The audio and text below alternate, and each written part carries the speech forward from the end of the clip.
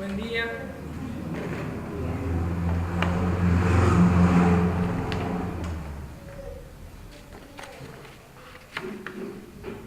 El domingo pasado, Viti compartía, ¿no? Y decía que cómo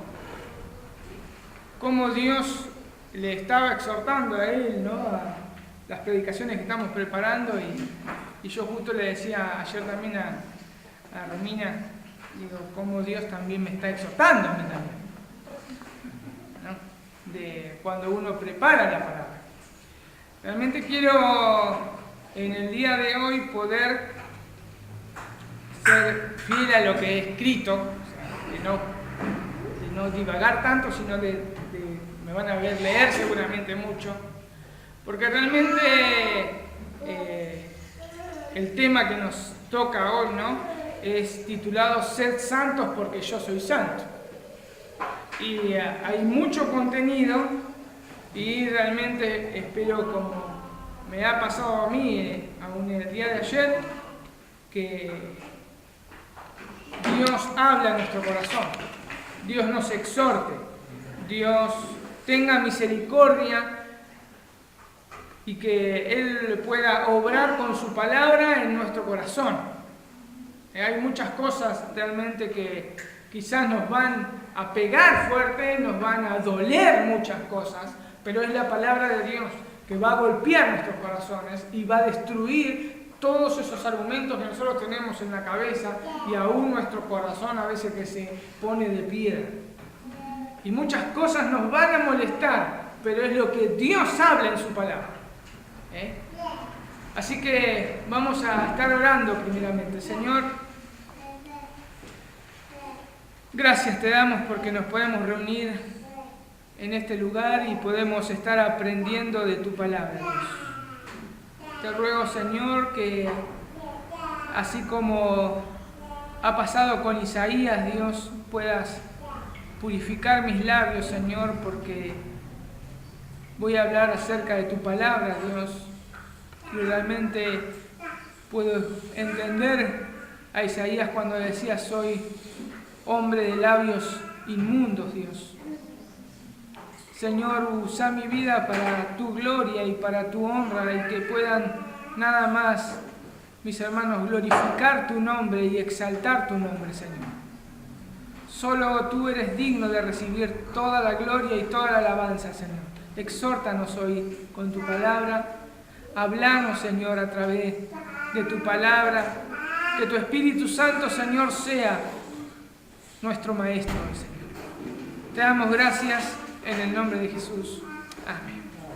Bien, vamos a estar leyendo Efesios 1, 3 y 4. Efesios 1, 3 y 4. Efesios 1, 3 y 4. ¿Lo tienen? Dice así, Efesios 1, del 3 al 4. Bendito sea el Dios y Padre de nuestro Señor Jesucristo, que nos bendijo con toda bendición espiritual en los lugares celestiales en Cristo, según nos escogió en Él antes de la fundación del mundo. ¿Para qué? Dice, para que fuésemos santos y sin mancha delante de Él. Ahí está el propósito del cual Él nos escogió. Para que fuésemos santos y sin mancha delante de Él. Tito 2, del 11 al 12. Tito 2, del 11 al 12. Dice así: porque la gracia de Dios se ha manifestado para salvación a todos los hombres, enseñándonos que, renunciando a la impiedad y a los deseos mundanos, vivamos en este siglo sobria, justa y piadosamente. ¿Se dan cuenta? Vivamos en este siglo, sobria, justa y piadosamente. La obra de Cristo no fue para librarnos de las consecuencias del pecado. Eso ya lo habíamos venido hablando domingos anteriores. No fue para librarnos de la consecuencia del pecado. La consecuencia del pecado es el infierno. Cristo nos vino a liberar del pecado. Cristo nos vino a rescatar. Una cosa son las consecuencias, otra cosa es el rescate. Él nos vino a liberar del pecado. Eso es lo que Cristo vino a hacer. Aún en su nombre estaba declarado el propósito del cual Cristo vino a este mundo. Eso lo podemos encontrar en Mateo 1:21. El Mateo 1:21 dice: y dará a luz un hijo. Y ahí está el nombre. Y llamará su nombre Jesús. Porque Él salvará a su pueblo de sus pecados. De sus pecados. Ahí estaba el propósito. Aún en el nombre de Jesús estaba el propósito para el cual Él vino. Entonces, Cristo vino a restaurar plenamente la imagen de Dios, que fue distorsionada en el momento de la caída del hombre. A eso vino Cristo, a salvar a su pueblo del pecado y a restaurar la imagen misma de Dios que fue implantada en el huerto de Edén y por causa del pecado se distorsionó, por causa del pecado y su caída. Recordemos que esta etapa de santificación tenía, parte de santificación tenía 3 etapas. Habíamos visto que era la etapa inicial, la etapa progresiva y la etapa final. ¿Se acuerdan? La etapa inicial es la que Dios hace en el momento de salvarnos. Esto es, Dios nos liberta de la esclavitud del pecado. La etapa progresiva es en la cual el creyente lucha con su pecado remanente para ser cada día más y más como Cristo. Esa es la etapa progresiva. Ahora, ¿cuál es la diferencia entre la santificación inicial y la progresiva? ¿Cuál era? Que la inicial solo Dios es el autor. Y la etapa progresiva también Dios es el autor, pero el creyente tiene una responsabilidad. El creyente es responsable en la etapa progresiva de la santificación. Ahora, el creyente, ¿se acuerdan como habíamos visto el domingo? El otro domingo, lo habían visto conmigo. El creyente no está pasivo. ¿Se acuerdan que habíamos visto que era esa parte? Si el creyente es pasivo, que espera que Dios haga todo, eso era el quietismo. Es un extremo de la etapa progresiva de santificación. Es el quietismo. Y después habíamos visto el pietismo. ¿Se acuerdan? El domingo, los que estuvieron el domingo. El quietismo es que Dios la persona espera que Dios haga todo. El pietismo dice, yo tengo que hacer todo. Y no depende del Espíritu Santo. Bueno, esos eran los 2 extremos. Pero el creyente es responsable de su etapa progresiva de santificación. Pero solamente lo puede hacer con la ayuda y el poder del Espíritu Santo. No se quita la responsabilidad del creyente. El medio que nos dio Dios para llevar esta etapa progresiva es su palabra. Y la ayuda es el Espíritu Santo. Y la etapa final es la glorificación de nuestros cuerpos. Ahí no tendremos más nada que ver con el pecado. Ahí no vamos a ser más tentados. Ahí no va a haber dolor, no va a haber llanto. ¿Por qué? Porque nuestros cuerpos van a ser glorificados. La etapa final de la santificación solamente se va a producir cuando estemos delante de su presencia, cuando nuestros cuerpos sean glorificados. El domingo pasado vimos lo terrible y aplastante que es el pecado. Eso es lo que di el domingo pasado, viste. Cómo Dios ve al pecado y cómo Dios ve al pecador. Por esa razón nosotros necesitábamos un Salvador y ser librados del dominio del pecado. De acuerdo a las Escrituras, Es nuestra responsabilidad luchar en pos de esta santificación. Es nuestra responsabilidad ser santos. Es solamente nuestra responsabilidad. Obviamente, como dije recién, con la ayuda del Espíritu Santo y con la guía de su palabra. Pero nosotros somos responsables. Eso nos tiene que quedar bien en claro. Se nos tiene que quedar claro en nuestra mente. Nosotros somos responsables. Hay una responsabilidad de parte del ser humano o del creyente. Ahora, hoy vamos a ver cuál es la meta del cristiano. La única meta que debemos seguir como cristianos es ser como Dios. Pero ojo, no como Satanás quiso ser como Dios, cuando dijo y seré como Dios, sino que debemos copiar su carácter, andar en pos del carácter de Dios, actuar como Dios hubiese estado en nuestro lugar, acá, en este acontecimiento, o en el día de mañana, el lunes. ¿Cómo va a actuar Dios? Esa forma nosotros tenemos que tener. Esa forma debemos nosotros estar copiando el carácter de Dios. Esa es nuestra meta como cristianos. En Primera de Juan 3, del 1 al 2, Primera de Juan 3, del 1 al 2, dice lo siguiente. Primera de Juan 3, del 1 al 2, ¿lo tienen, no? Dice así: mirad, cuál amor nos ha dado el Padre para que seamos llamados hijos de Dios.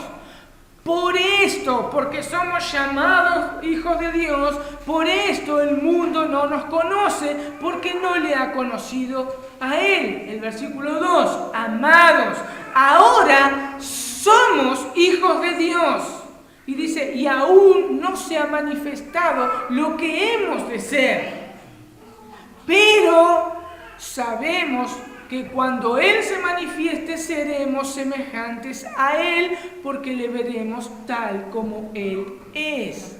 Esa es la meta, ser como Cristo. No hay otra meta en este mundo que nos pueda distraer. No lo hay, no hay cosa alguna que nos pueda estar quitando nuestra mirada, nuestra meta, ser como Cristo. Esa es nuestra meta. Entonces debemos correr hacia ese objetivo, como siendo santos, como Dios es santo. Fíjense en Levíticos 11, después si quieren lo pueden leer, Levíticos 11.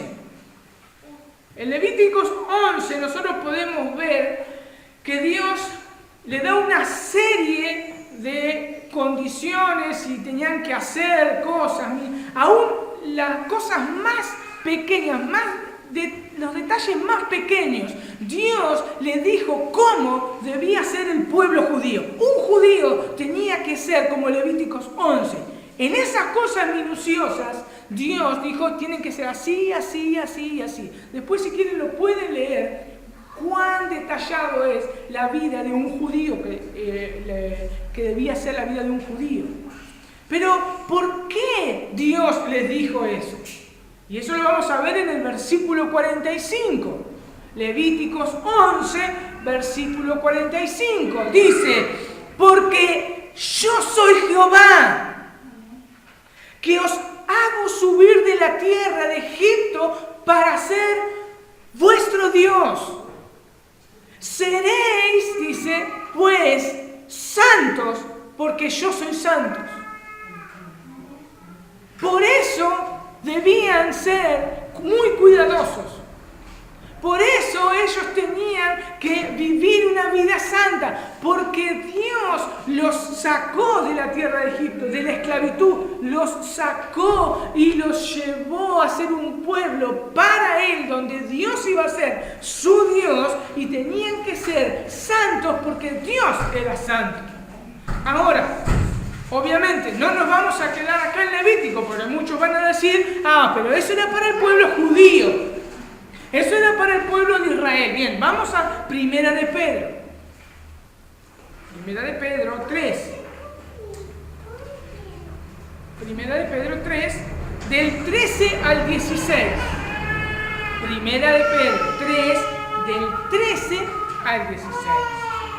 Dice: por tanto, ceñid los lomos de vuestro entendimiento, sed sobrios y esperad por completos en la gracia que se os traerá cuando Jesucristo sea manifestado. Como hijos obedientes, no os conforméis a los deseos que antes teníais estando en vuestra ignorancia. ¿Ves? Primera de Pedro 3. Ah, no, 1, perdón. 1. Entonces, primera de Pedro 1. Menos mal que lo escribí. Primera de Pedro 1, del 13 al 16. Voy por el 14. Dice: como hijos obedientes, no os conforméis a los deseos que antes teníais, estando en vuestra ignorancia, sino que, como aquel que os llamó es santo, sed también vosotros santos en toda vuestra manera de vivir. Porque escrito está: sed santos, porque yo soy santo. Ahí tenemos en el Nuevo Testamento exactamente lo que Dios le había dicho al pueblo judío. Pero nos podemos decir, bueno, pero esto lo dijo Pedro. Podemos decir, en Levítico lo dijo Dios para el pueblo de Israel. Acá lo dijo Pedro. Bien, vamos a Mateo, por favor. Mateo 5. Esta vez sí lo comí bien. Mateo 5, del 43 al 45. Mateo 5, del 43 al 45 dice así: oíste que fue dicho: amarás a tu prójimo y aborrecerás a tu enemigo. Pero yo os digo: amad a vuestros enemigos, bendecid a los que os maldicen, haced bien a los que os aborrecen y orad por los que os ultrajan y os persiguen, para que seáis hijos de vuestro Padre que está en los cielos, que hace salir su sol sobre malos y buenos, y que hace llover sobre justos e injustos. Esto no quiere decir que porque yo amo a mis enemigos voy a ser hijo de Dios. Porque si no estaríamos cayendo que la salvación o ser hijo de Dios es por obras. No, yo voy a amar a mis enemigos, voy a orar por los que me ultrajan y me persiguen, porque estoy demostrando que soy hijo de Dios. Es que el mundo va a ver que fui regenerado por Dios, santificado por Dios, y que soy hijo de Dios, y me voy a comportar como Dios se comporta con el mundo, aún con los impíos. Pero dice en el versículo 46, dice: porque si amáis a los que os aman, ¿qué recompensa tendréis? ¿No hacen también lo mismo los publicanos? Y si saludáis a vuestros hermanos solamente, ¿qué hacéis más? ¿No hacen también así los gentiles? Y ahora, ¿cuál es el estándar? ¿Cuál es el estándar como hijos de Dios? Versículo 48. Sed pues vosotros perfectos, como vuestro Padre que está en los cielos es perfecto. Dios no cambia. Sus demandas no cambian. Al pueblo de Israel le dijo: sean santos porque yo soy santo. En las cartas podemos encontrar a Pedro, que Pedro le exhortaba a la iglesia: sean santos porque Dios es santo. Y la misma boca de Jesús, Dios hecho carne, dice: sean perfectos, porque vuestro Dios, vuestro Padre, dice, es perfecto. Si nosotros decimos que Dios es mi Padre, yo debo ser perfecto. Debo ser perfecto. Ahora, ¿por qué esa meta tan alta? Porque, mis hermanos, es alta la meta. Nosotros, el estándar de Dios es ser perfectos. Es ser perfectos. Ese es el estándar de Dios. Ahora, ¿por qué debemos ser perfectos y esa meta tan alta, ese estándar tan alto? Dos cosas. La primera cosa es porque esto nos mantiene con la mirada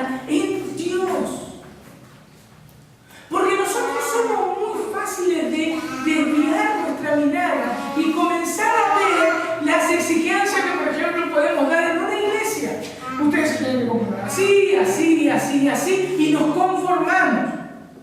Y decimos, ¡ay, llegamos! Y nos quedamos ahí. O podemos ver, que está bien, biografías de hombres piadosos, y decir, quiero ser así. Y capaz que llegamos un día a ser así. Entonces nos conformamos. Pero nosotros no. Nosotros debemos ser santos porque Dios es santo. Y nosotros debemos ser perfectos porque nuestro Padre es perfecto. El estándar es más alto que una iglesia puede poner o que una biografía de un hombre piadoso puede tener. Entonces mi mirada tiene que estar en esa meta, ser santo como Dios es santo. La segunda cosa de por qué la meta es tan alta son para tener conciencia realmente de que hoy es muy fácil también distraernos con el evangelio de la prosperidad. Ellos solamente te dicen, si vos sos próspero, entonces vos ya llegaste realmente a ser como Dios quiere que seas en esta vida. Buscar dentro de vos o sacar, como dice el campeón, dentro de vos, ya es muy fácil. Es muy fácil hacer eso. Pero la única meta que Dios ha fijado, Él ha fijado, es ser como Él. Es ser como Él. Por eso la meta es tan alta. Por eso la meta es tan alta. Ahora, ¿cómo podemos lograr esto? ¿Cómo podemos imitar el carácter de Dios en distintas situaciones? Porque en esta ocasión nosotros estamos viendo lo práctico de la vida de santidad. Hasta el domingo pasado vimos todo lo que es la teología de la santidad. Nosotros ahora vamos a ver lo práctico de vivir en santidad. ¿Cómo puedo ser santo todos los días de mi vida? ¿Cómo puedo ser santo en mi trabajo, en el colegio, en el caminar diario? ¿Cómo puedo ser santo? Bien, de acuerdo a la Biblia tenemos tres senderos. Tres senderos. Uno de ellos es la ley de Dios. Los 10 mandamientos que Dios dejó en su palabra. Veamos Romanos 7, 12. Romanos 7, 12. Romanos 7, 12 dice... Romanos 7, 12 dice, de manera que la ley a la verdad es santa y el mandamiento santo, justo y bueno. Este texto, ¿qué nos enseña?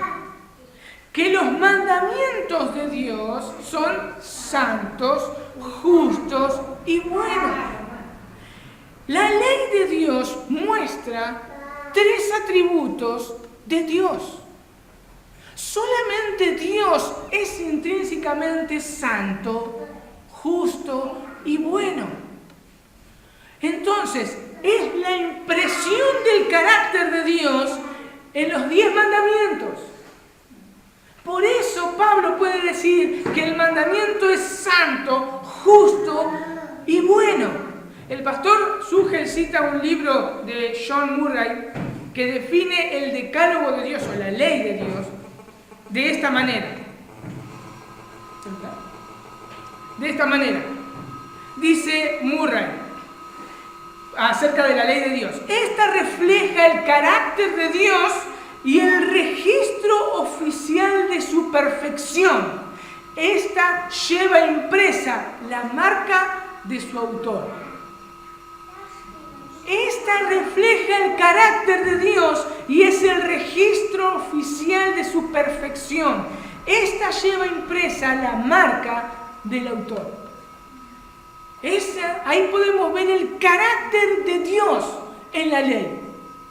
Ese es el primer sendero que nosotros debemos recurrir. Cuando nos encontremos en cualquier situación, nosotros debemos ir a la ley de Dios para ver el carácter de Dios.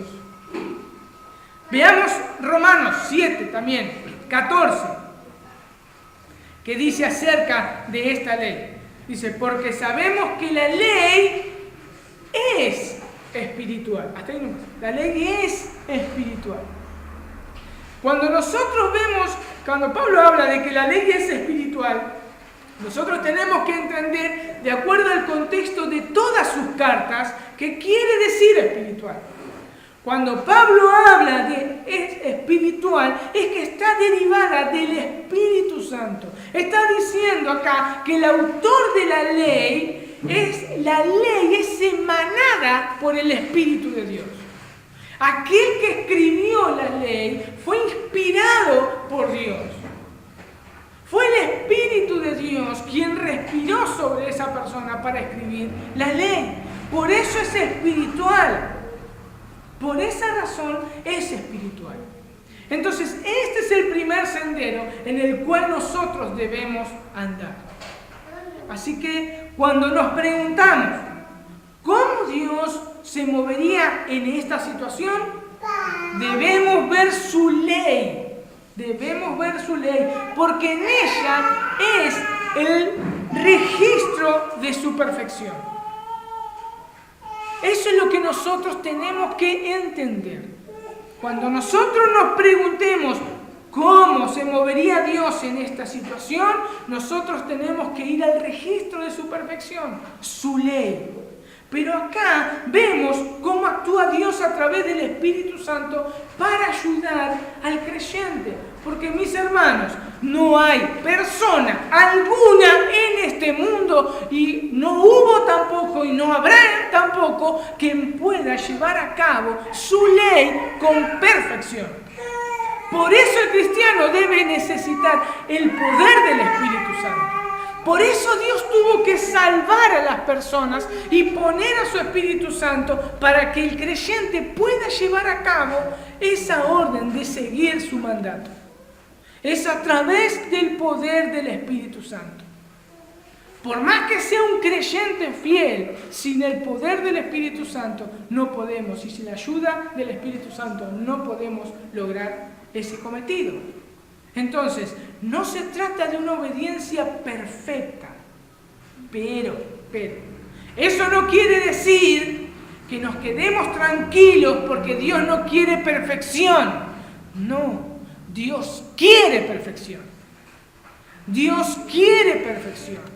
Pero Él sabe que nosotros somos carne y que la corrupción mora en nosotros.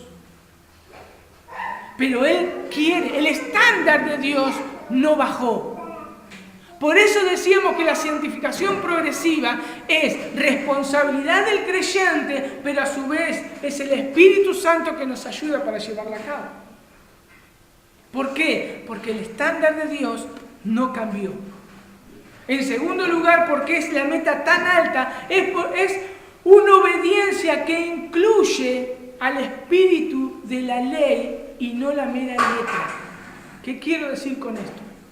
Por esta razón, en el Sermón del Monte, Jesús enseñó el verdadero significado de la ley, el espíritu de la ley, porque los judíos no lo habían entendido.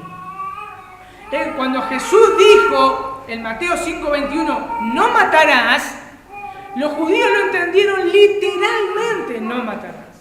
Y nosotros muchas veces hacemos eso con la ley de Dios. Cuando decimos, no matarás, yo no agarré un revólver y maté a nadie. Yo soy muy literal, nosotros somos muy literales. Pero acá, como veíamos viniendo, el apóstol Pablo habla que la ley es espiritual. Jesús enseñó que es lo espiritual. Y es decir, no es que tenés que matar a alguien. Simplemente con pensar, ya mataste a alguien. Simplemente con mirar a alguien mal, ya lo mataste. Tu problema es el corazón, no es el hecho. Eso es lo espiritual. Esa es la ley espiritual. Cuando yo vea la ley de Dios, yo tengo que verla de esa manera. Por eso Jesús decía que no debían adulterar. Entonces los judíos decían, yo no adulteré, yo no me acosté con ninguna mujer, yo soy fiel a mi mujer. No. Eso es letra, y la letra mata. Nosotros tenemos que llevarlo a lo espiritual. es si vos mirás a una mujer y la codiciás, ya adulteraste en tu corazón. Mis hermanos, esa es la perfección que Dios demanda de sus hijos. Esa es la perfección que Dios demanda de sus hijos. Recordemos que la obediencia no es perfecta, pero lo podemos lograr a través de la ayuda del Espíritu Santo. Porque la meta de Dios es ser santos como Dios es santo. Entonces, cuando nosotros estamos en una situación y nosotros recurrimos a ver cómo Dios se movería en esa situación y vamos a la ley de Dios, nosotros tenemos que hacerle ese tipo de aplicación. No literal, sino ver realmente cómo Dios ve la ley en su entorno espiritual. La tercera cosa, esta obediencia no es para ganar el favor de Dios. Mis hermanos, por más que ustedes sean todos los días santos y vivan perfectamente, ustedes no se van a ganar el favor o van a ser más favoritos que Dios, para Dios. No. Dios nos ve a través de Cristo y gracias a Dios que nos ve a través de Cristo. Porque nosotros no somos perfectos. Y el favor de Dios solamente se ganó en la cruz. Cristo ganó ese favor para nosotros. Mi obediencia es porque brota de la gratitud de que Dios envió a su Hijo Jesucristo a morir por Él y porque me dio su Espíritu Santo para que yo pueda cumplir absolutamente todo lo que Él demanda. Es gratitud mi obediencia. No es buscar el favor de Dios. No es buscar el favor de Dios. Es gratitud. Me gustó también una frase que el pastor Sugel dice con respecto a la obediencia. Dice, la obediencia no es una obediencia para salvación. Es una obediencia porque somos salvos. No es una obediencia para salvación, es una obediencia porque somos salvos. Ahora, ¿qué significa imitar a Dios en su santidad? Es conformarse a su carácter santo, justo y bueno, plasmado en su ley. Esto es vivir en el marco revelado de sus mandamientos. Ese es el marco que nosotros tenemos que estar viviendo, sus mandamientos. Porque sus mandamientos son santos, justos y buenos, porque el carácter de Dios está plasmado ahí en sus mandamientos. El segundo sendero que nosotros vemos que debemos transitar es lograr ser como nuestro Señor, y esto lo podemos ver en sus preceptos, o sea, en toda la Biblia. El primer sendero es su ley. Quiero ver qué es lo que Dios haría. Simplemente voy a su ley y veo cómo Dios se va a mover, cómo Dios reacciona. El segundo sendero es, no encuentro en la ley. Bueno, me voy a toda la Biblia, todos los preceptos de Dios, para así poder lograr transitar por ese camino de santificación. ¿Qué es esto de los preceptos? Como decía, todo lo que Dios ha revelado a su pueblo está en su palabra. Mis hermanos, todo está revelado en su palabra. Todo está revelado en su palabra. Absolutamente todo. Veamos Romanos. Romanos 12. Romanos 12, del 1 al 2. Romanos 12. Romanos 12, del 1 al 2. Dice así: así que, hermanos, os ruego por las misericordias de Dios que presentéis vuestros cuerpos en sacrificio vivo, santo, agradable a Dios, que es vuestro culto racional. No os conforméis a este siglo, sino transformaos por medio de la renovación de vuestro entendimiento, para que comprobéis cuál sea la buena voluntad de Dios, agradable y perfecta. Ahora, si yo me quedo con este versículo, estos dos versículos acá, quedaríamos en penumbras, porque estaríamos diciendo, ¿cuál es la voluntad de Dios? ¿Cómo debo transformar mi mente? ¿Cuál es la voluntad de Dios agradable y perfecta? Bien, seguimos leyendo, porque Pablo nos da el cómo lograr eso. A partir del versículo 3, Pablo nos está diciendo que nosotros debemos poner en funcionamiento nuestros dones al servicio de los hermanos. En el versículo 9, él nos exhorta y nos dice que debemos tener amor sin fingimiento. A partir del versículo 11 dice, en lo que requiere diligencia, no perezosos, fervientes en espíritu, sirviendo al Señor, gozosos en la esperanza, sufridos en la tribulación, constantes en oración, compartiendo para las necesidades de los santos, participando de la hospitalidad. Esa es la voluntad de Dios, agradable y perfecta. Eso es lo que debemos hacer. Eso es lo que nosotros debemos hacer. ¿Quieren ver lo que nosotros tenemos que hacer? Lean Romanos 12. Así nos tenemos que mover. Esa es la voluntad de Dios, agradable y perfecta. Veamos 1 Tesalonicenses 4. 1 Tesalonicenses 4.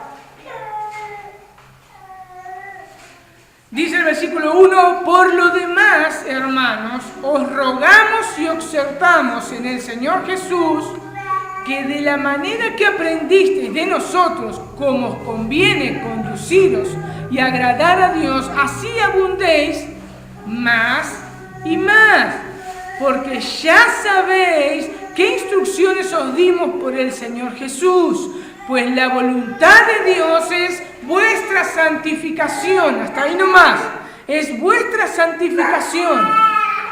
Pero a partir del punto y coma, Pablo comienza a decir cómo debemos ser santos. ¿Cómo debemos ser santos? Ahí dice, apartéis de fornicación, y sigue hablando. Esto de ser santo no es meramente llorar en un culto de adoración. Esto no es hablar un lenguaje evangélico. El tema de la santificación es algo concreto, de todos los días, Por esa razón, nosotros debemos exhortar en la congregación, exhortar a los hermanos de la congregación. ¿Por qué debemos exhortar? Porque muchas veces estos hermanos dirán, pero yo no lo veo así, no me siento mal haciendo eso. Y es verdad, no se sienten mal haciendo eso. Pero, ¿qué nos dice las Escrituras con respecto a esta reacción? En Jeremías 17:9 dice, engañoso es el corazón más que todas las cosas y perverso. ¿Quién lo conocerá? Tengamos cuidado con esas reacciones. Cuando digamos, pero yo no lo veo así, no me siento mal haciendo eso. Tenemos que tener cuidado de decir a la ligera, pero ¿qué tiene de malo? Tenemos que tener cuidado. Miren, mis hermanos, lo que dice Proverbios 20:25. Y yo lo voy a leer en la traducción de las Américas. 20:25. Porque la traducción de la Biblia de las Américas es una traducción, en este texto, es bien fiel. Bien fiel. Proverbios 20:25. Dice, lazo es para el hombre decir a la ligera, es santo, y después de los votos investigar. Tengamos cuidado de decir, ¿qué tiene de malo? Eso significa que estamos diciendo, es santo. Es santo. Tengamos cuidado, porque es lazo para el hombre decir a la ligera, tomar algo inmundo y decir que es santo y después decir, ay, tenía razón. Tengamos cuidado. Primero debemos investigar a través de las Escrituras a ver cómo Dios ve eso. ¿Cómo Dios reaccionaría ante lo que estoy viendo o ante lo que estoy haciendo o ante lo que estoy hablando? Por esa razón debemos estudiar la palabra de Dios y encontrar la respuesta. Y si no encontramos la respuesta nosotros, mis hermanos, tenemos que ir a un hermano maduro en la palabra y preguntarle. Dios no nos dejó a tientas y ciegas. Mis hermanos, Dios planificó absolutamente todos los detalles, como en Levítico 11. Si yo solito no puedo encontrar la respuesta a la palabra de Dios, Dios puso hermanos maduros para que nosotros le consultemos. Para eso puso Dios una iglesia, nos metió en una iglesia. Porque debemos ser santos, porque Dios es santo, debemos ser perfectos, porque Dios es perfecto. Y esa es nuestra meta. Y esa es nuestra meta. Mis hermanos, lamentablemente, en todo el mundo, todos aquellos que se dicen cristianos violan los mandamientos de Dios. Y uno de ellos es: 6 días trabajarás y 1 vas a reposar. Ese día los santificaréis, dice Dios. A mí me serviréis en ese día. Mis hermanos, no puede ser que muchos cristianos se pueden quedar sentados mirando televisión, la nada, porquería, basura, jugando a los jueguitos o haciendo un montón de sarta, de estupideces en las casas y no guardando el día del Señor. El día del Señor para los judíos era el sábado. Nosotros, el día del Señor es el domingo. Mis hermanos, ¿tampoco tenemos tan gran salvación? Tampoco nosotros le decimos a Dios, me importa un cuerno de venir a las reuniones o orar o escuchar prédicas o estar un día apartado para Dios. Un día apartado para Dios, solamente para Él, para servirle. Tampoco nos interesa esa salvación que Dios nos dio. El Dios del universo se hizo hombre para venir a habitar en basuras como nosotros, mis hermanos, gusanos como nosotros. Dios hizo hombre para salvar así a un pueblo, para santificarlo para su gloria. Y nos dice, un día, 6 días trabajaré, un día, solo para mí.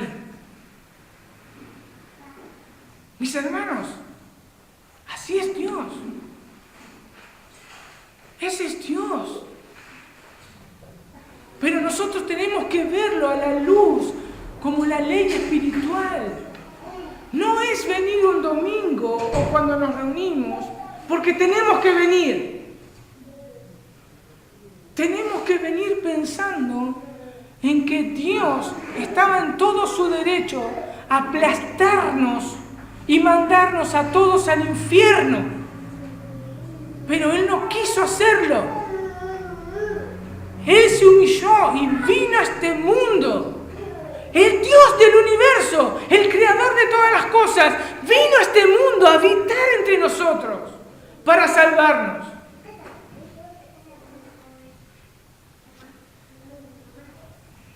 Mis hermanos, nadie nos dio el derecho de decidir qué hacer con el día del Señor.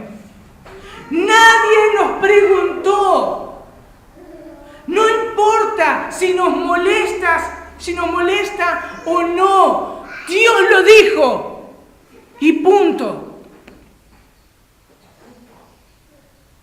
Mis hermanos, tampoco realmente nos importa nuestro Señor Jesús. Tampoco nos importa su obra. Otra de las las preguntas que nosotros debemos hacer en el camino de esta santificación y a llegar a la meta de la perfección. Por ejemplo, ¿cómo soy como esposo? Si en mi apreciación, yo puedo decir, soy bueno. Pero debo recurrir a cómo Dios me ve a mí como esposo. Mis hermanos, si yo encuentro en la palabra de Dios que debo amar a mi esposa como Cristo amó a la iglesia, ¿lo he hecho? No alcancé el estándar de Dios. Dios no bajó el estándar. Yo tengo que proseguir a esa meta. En la palabra de Dios me va a decir cómo debo ser como hijo, cómo debo ser como empleado, cómo debo ser como empleador. En la palabra de Dios me dice cómo debo ser. Ser santos, porque yo soy santo. Y eso nos lleva a mirar la cruz. Bendita cruz, bendita cruz. Porque yo cuando me veo en las Escrituras y veo cómo debo ser y veo que no lo logro alcanzar, puedo ver la cruz, el cual Cristo murió en mi lugar. Y Dios ve y quedó satisfecho. Quedó satisfecho. Bendita cruz.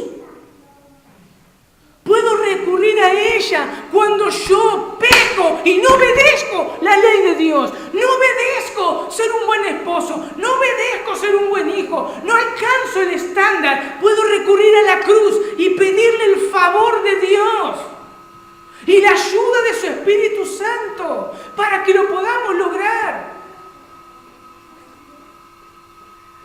Por eso nos debemos exponer todos los días a la palabra de Dios.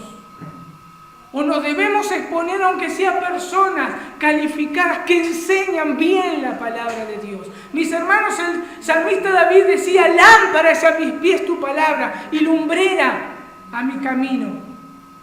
El Señor Jesús le respondió a Satanás y le dijo, escrito está, no solo de pan vivirá el hombre, sino de toda palabra de Dios.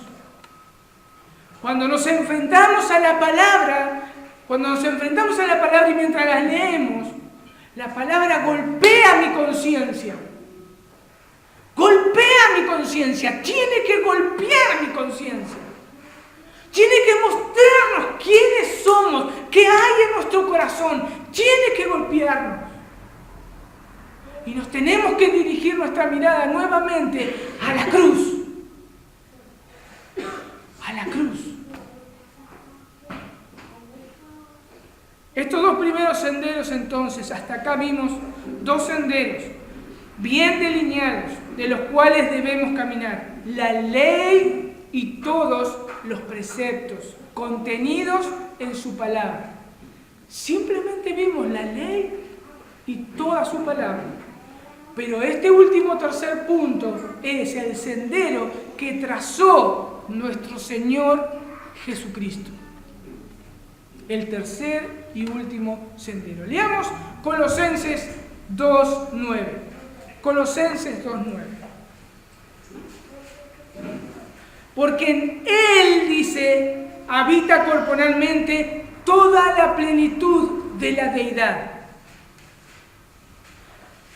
La Biblia de las Américas lo traduce de esta manera, porque toda la plenitud reside corporalmente en Él.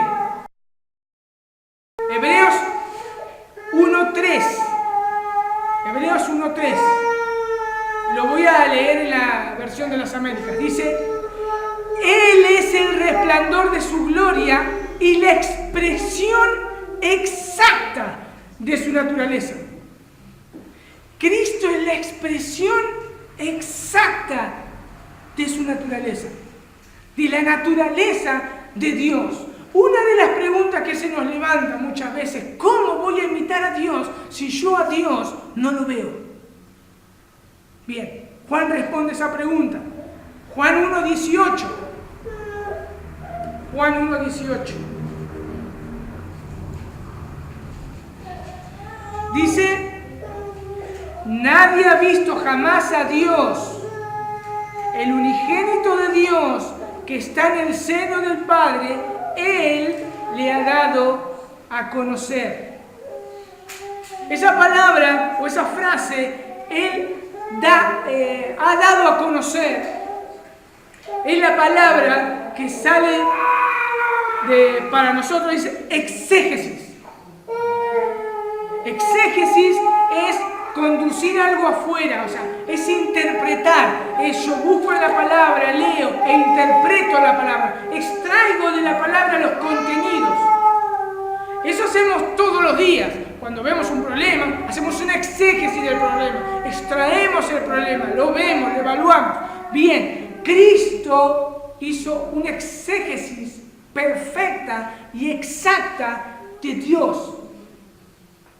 Porque es Dios. Porque es Dios. Veamos 1 de Pedro 2. 1 de Pedro 2. El contexto que nosotros tenemos ahí lo podemos ver vamos a verlo primeramente el versículo 18. Dice, criados, estad sujetos con todo respeto a vuestros amos. No solamente dice a los buenos y afables, sino también a los difíciles de soportar.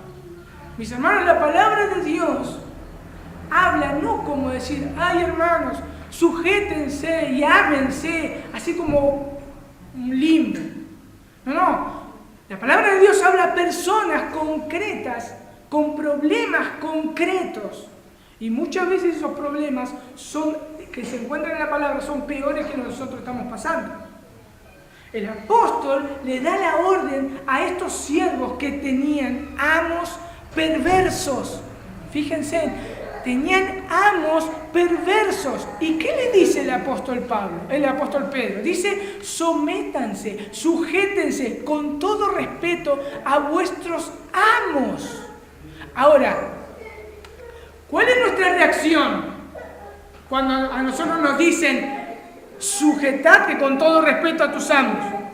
Nuestra reacción va a ser, ¿y mi dignidad? ¿Dónde está? ¿Acaso no tengo derechos? Bien, vamos a ver lo que sigue diciendo Pedro a estos siervos. Versículo 19, dice, porque esto haya gracia, si por causa de la conciencia ante Dios alguno sobrelleva penalidades sufriendo injustamente, pues ¿qué méritos hay si cuando pecáis y sois tratados con severidad lo soportáis con paciencia? Pero si cuando hacéis lo bueno sufrís por ello y lo soportáis con paciencia, esto haya gracia con Dios. La versión de las Américas. Pero el texto no termina ahí. Y la parte que sigue, en el versículo 21, no es para que admiremos a Jesús. No es para que nosotros digamos, ¡wow! ¡Qué grande es nuestro Señor! Las cosas que ha hecho. Está bien, pero no es para que lo admiremos. ¿Qué dice? Porque para este propósito habéis sido llamados. Pues también Cristo sufrió por vosotros, dejándonos ejemplo, ¿para qué? Para que sigáis sus pisadas, el cual no cometió pecado, mis hermanos. Jesús no cometió pecado, no hubo engaño alguno, se halló en su boca, y quien cuando lo ultrajaban, no respondió ultrajando. Cuando padecía, no amenazaba, sino que se encomendaba a aquel que juzga con justicia. Este es un ejemplo perfecto al cual nosotros debemos seguir.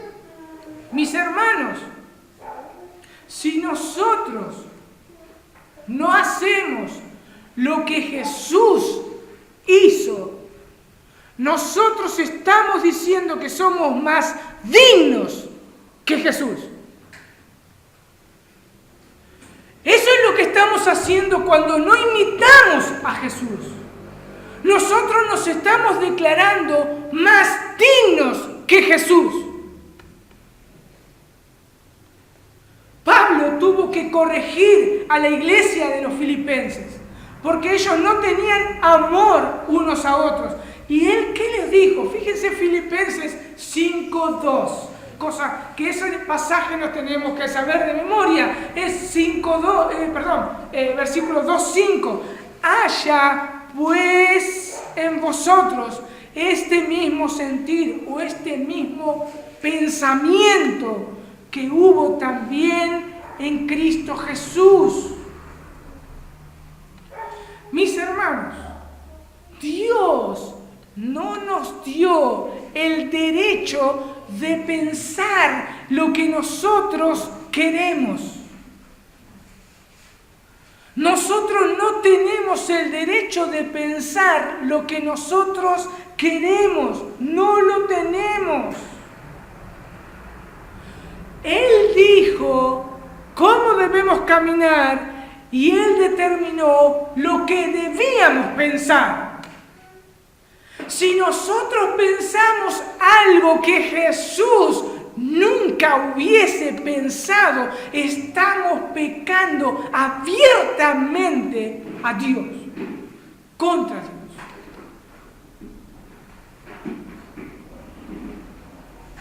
Debemos seguir sus pisadas y debemos pensar como Él piensa. Mis hermanos, veamos un cachito Juan 13. Juan 13. Dice, Juan 13:12. Dice, está Jesús ahí, ¿no? Está con los 12. Dice, así que después que les hubo lavado los pies, tomó su manto y volvió a la mesa y les dijo, ¿sabéis lo que os he hecho? Lea alguno del versículo 13 al 17. Vosotros me llamáis maestro y señor y decís bien porque lo soy. Pues si yo, el Señor y el Maestro, he lavado vuestros pies, vosotros también debéis lavar los pies los unos a los otros. Porque ejemplo os he dado para que como yo sea hecho, vosotros también hagáis. De cierto os digo, el siervo no es mayor que su Señor, ni el enviado es mayor que el que le envió. Si sabéis estas cosas, bienaventurados seréis si las hiciereis. Dice que bienaventurados seréis si las hiciereis. Mis hermanos, esto no es literal. Esto no es, si no sería la ley, la letra. No es agarrar y decirle, bueno, vamos a sacarnos los zapatos, las zapatillas, las medias, todas mugrientas, los pies sucios y nos lavamos los pies. Eso no es nada, mis hermanos. Mis hermanos, eso no es nada. Por más que nosotros tengamos que lavar los pies mugrientos de un hermano, no es nada.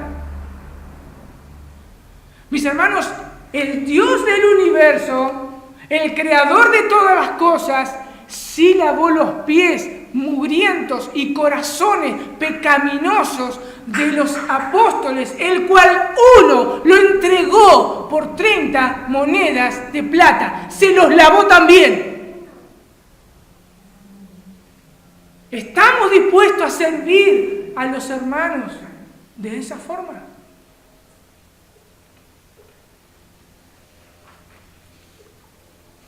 Imitar a Cristo nos lleva a ver dos cosas, por último. Es mirar a Cristo todos los días. Mirarlo cómo se conducía. Y eso lo tenemos en las mismas Escrituras.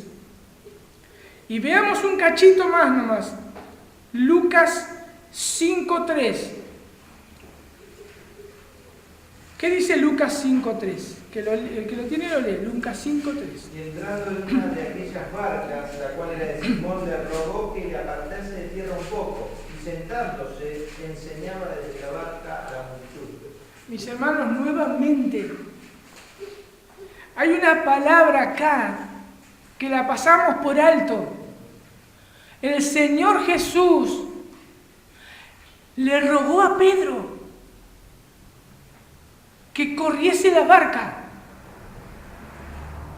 Mis hermanos, Jesús tenía todo el derecho de decirle, gusano inmundo, corre la barca. Porque eso es Pedro para Jesús, un gusano inmundo.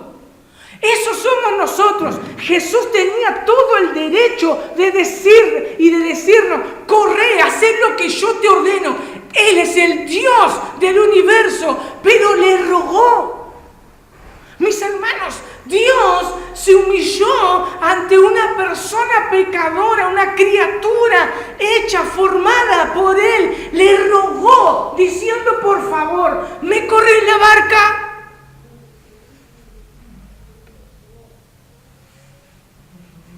No es poca cosa, es Dios. El tema es que nosotros lo pasamos por alto. A veces nosotros decimos, es Jesús. Es Jesús. Pero es Dios hecho carne, hermanos. Es Dios hecho carne. Pidiéndole por favor que le corra la barca a una de sus criaturas. Debemos copiar a Cristo. Debemos copiar a Cristo. El segundo caso implica, en dependencia del Espíritu Santo, procurar activa y conscientemente a actuar como Él. En dependencia del Espíritu Santo, yo debo actuar activamente y conscientemente. Eso no es automático. Cuando yo veo en las Escrituras cómo Él anduvo, cómo Él habla, cómo Él reacciona, me debo obligar a mi depravado corazón a no seguir mis impulsos. Me debo exigir a mí mismo a actuar como Él. Cristo es nuestro modelo a seguir. Fuimos llamados a ser como nuestro Señor Jesús. Romanos 8:29. Porque a los que antes conoció, también los predestinó para que fuesen hechos conforme a la imagen de su Hijo, para que Él sea el primogénito entre muchos hermanos. Mis hermanos, debemos ser pequeños Cristos. Eso significa cristiano. Dios determinó el cómo íbamos a ser salvos, pero también Dios determinó el cómo íbamos a ser santificados. Mi opinión no vale absolutamente nada. Solo lo que Dios determinó, eso es lo que vale. Veamos a Jesús, mis hermanos, pero veámoslo como Dios, como el Dios hecho carne. Así debemos conducirnos. Si yo no me conduzco así, yo digo que yo soy digno. Yo soy digno. Y yo no soy digno. Lo único digno que yo merezco es el infierno. Lo único que merezco. Pero Dios determinó salvarme para ser como su Hijo. Así debemos conducirnos. Vamos a orar. Señor, perdónanos, Dios. Vos conocés nuestras debilidades, Dios. Y te damos gracias porque has mandado a un Salvador, a nuestro Señor Jesús. Gracias porque nos has dado de tu Espíritu Santo para ayudarnos a caminar en este camino de la santificación. Gracias, Señor, te bendecimos, te exaltamos porque no nos has dejado solos. Reconocemos que tenemos nuestra responsabilidad y te pedimos perdón, Señor, porque muchas veces somos infieles. Pero te damos gracias porque tú permaneces fiel. Y nos vas a llevar por este camino de santificación hasta llegar a hacer lo que vamos a hacer, como Cristo. Como Cristo. Gracias por tu fidelidad, Señor. Ayúdanos, Señor, a caminar santa, justa y piadosamente en este mundo. Reflejando, Señor, tu vida. Reflejando, Señor, a Cristo. Y que el mundo solamente te glorifique a ti. Solamente a ti, Señor. Solamente a ti, Señor. Solamente a ti sea la gloria. Solamente a ti, Señor. Rendimos nuestros corazones, Dios. Obra tu palabra en nuestros corazones en el día de hoy. Seguí exhortándonos, Dios, con tu palabra. Bendito eres, porque esto es bueno para nosotros. Esto es bueno para nosotros. En el nombre de Jesús.